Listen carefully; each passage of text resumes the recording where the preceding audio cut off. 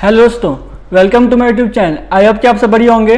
तो इस वीडियो में हम बात करने वाले हैं, जैसा कि आपका एग्ज़ाम 1 और 2 मंथ्स में स्टार्ट होने वाला है। अभी जो लोग सीए कर रहे हैं, सीए इंटर या सीए फाइनल, तो उनका भी नवंबर में एग्जाम स्टार्ट है। तो आपके पास अभी हार्डली 1 मंथ का टाइम बचा है। और जो सीएमए या सीएस कर रहे हैं उनका एग्जाम दिसंबर में होगा।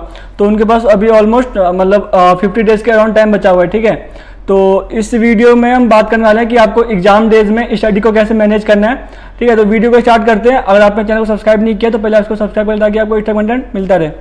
तो वीडियो को स्टार्ट करते हैं। तो देखो, जो आपको एग्जाम डेज में पढ़ना है वो तो आपको करना ही है, बट उसकी प्रिपरेशन आपको पहले से स्टार्ट करनी पड़ेगी। जैसे कि सीए में आपको लगभग 1.5 डेज का टाइम मिलता है, और जो आपके सीएस और सीएमए कोर्सेज हैं इसमें आपके पास लगभग 12 to 13 आवर्स मिलते हैं आपको। तो इस टाइम में आपको क्या प्रिपेयर करना है, आपको कौन से कंसेप्ट देखने हैं, कौन से क्वेश्चन आपको सॉल्व करके देखना है, तो उसकी प्रिपरेशन आपको पहले से करनी पड़ेगी। तो मैं आपको एडवाइज करता हूं कि जैसे जैसे आप लोग रिवाइज करते जाएंगे तो उसमें आपको टिक मार्क करना है कि मेरे को कौन से कंसेप्ट एग्जाम टाइम में देखना है, कौन से क्वेश्चन मेरे को वहां पे सॉल्व करने हैं। ताकि देखो, क्योंकि उस 1.5 डेज में या 12 to 13 आवर्स में आपको कंप्लीट सिलेबस करना बिल्कुल पॉसिबल नहीं है। क्योंकि देखो, अगर आप एग्जाम टाइम में फुल सिलेबस लेकर बैठोगे तो वो कंप्लीट करना आपके लिए इम्पॉसिबल टास्क है, और जब आप वो कंप्लीट नहीं कर पाओगे तो आप एग्जाम में फिर पैनिक कर जाओगे। ठीक है, तो ये सिचुएशन आपको अवॉइड करना है। जैसा कि मेरे साथ हुआ था जब मैं सीए इंटर में था, तो मुझे उस टाइम कोई गाइड करने वाला नहीं था। तो मेरे साथ यही हुआ था, मैंने मतलब उस टाइम मेरे को 1.5 डेज में क्या क्या करना है वो मैंने पहले से टिक मार्क नहीं किया था, और मैं एग्जाम टाइम में कंप्लीट सिलेबस लेकर बैठा था, जिसकी वजह से मैं अपना किसी भी सब्जेक्ट का सिलेबस कंप्लीट नहीं कर पाया था, और मैं एग्जाम टाइम में पैनिक कर गया था। ड्यूरिंग एग्जाम डेज मैं मतलब खाना भी नहीं खा पा रहा था, मेरा सिचुएशन इतना बेकार हो गया था।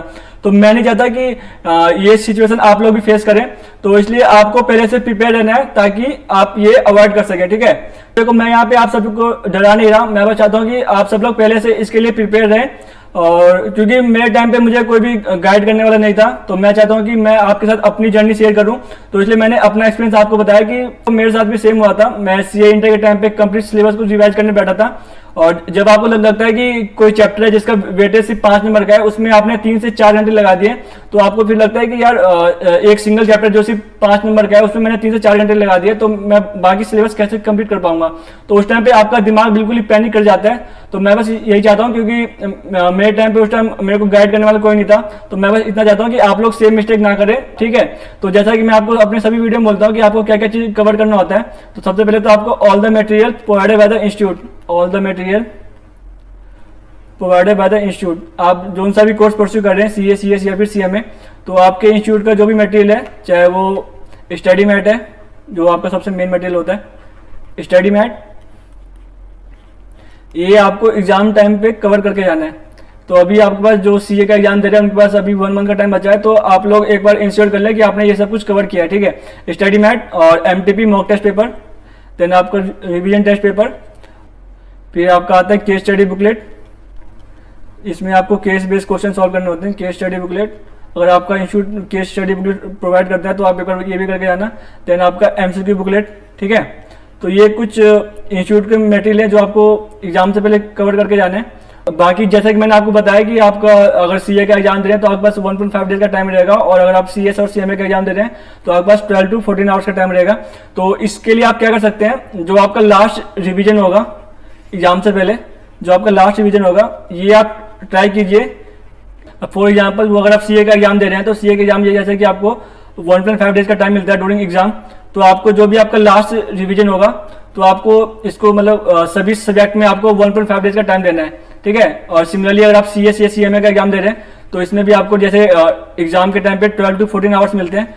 तो जो भी आपका सीएस या सीएमए का लास्ट रिवीजन होगा तो उसमें आप ट्राई कीजिए कि आप सभी सब्जेक्ट को 12 to 14 आवर्स का टाइम दें। ठीक है, और फिर आप लोग चेक कीजिए कि आप लोग कितना सिलेबस कंप्लीट कर पा रहे हैं। तो इसमें अगर आप 80% के आसपास कवर कर पा रहे हैं तो आप मान के चलिए कि आप एग्जाम में 95 to 100% सिलेबस कंप्लीट कर पाएंगे। ठीक है, तो ये वो आप लोग ट्रैक कर सकते हैं कि जो भी आपका लास्ट रिवीजन होगा तो वो आप बिल्कुल जो भी आपका एग्जाम पैटर्न है तो आप उसके अकॉर्डिंग उसको रिवाइज करें। ठीक है, और थर्ड चीज अगर मैं बोलूँ कि जिन लोगों ने अभी तक मॉक टेस्ट ज्वाइन नहीं किया है तो वो प्लीज मॉक टेस्ट ज्वाइन कर ले। मॉक टेस्ट जरूर आप देना, कम से कम 2 या 3 मॉक टेस्ट देना सभी सब्जेक्ट के। ठीक है, मॉक टेस्ट ज्वाइन करना आपको, क्योंकि ये आपको मतलब इससे आप चेक कर पाएंगे कि आप अभी कहाँ पे स्टैंड करते हैं। ठीक है, और बाकी this is also important for your written practice. क्योंकि देखो एग्जाम टाइम पे वो आप लोग काफ़ी सारे कैलकुलेशन मिस्टेक करके आते हैं, तो इसलिए मॉक टेस्ट ज्वाइन करना काफ़ी जरूरी है। क्योंकि अगर आप मॉक टेस्ट ज्वाइन करेंगे तो आपको मान चलेगा कि आप कहाँ पे गलती कर रहे हैं और फिर आप उस गलती को एग्जाम टाइम पे अवॉइड कर सकते हैं। ठीक है, तो इसलिए मैं बोलूँगा कि आपको मॉक टेस्ट जरूर ज्वाइन करना है। और बाकी मैंने आपको आई थिंक सब कुछ कवर कर दिया इस वीडियो में, जो भी मेरे को यहाँ पे आज शेयर करना था। तो अगर आपको वीडियो पसंद आया तो इसको लाइक कीजिए, अपने फ्रेंड्स के साथ शेयर कीजिए जिनका भी एग्जाम है। और मिलते हैं नेक्स्ट वीडियो में। तो आप सभी को thank you and all the best.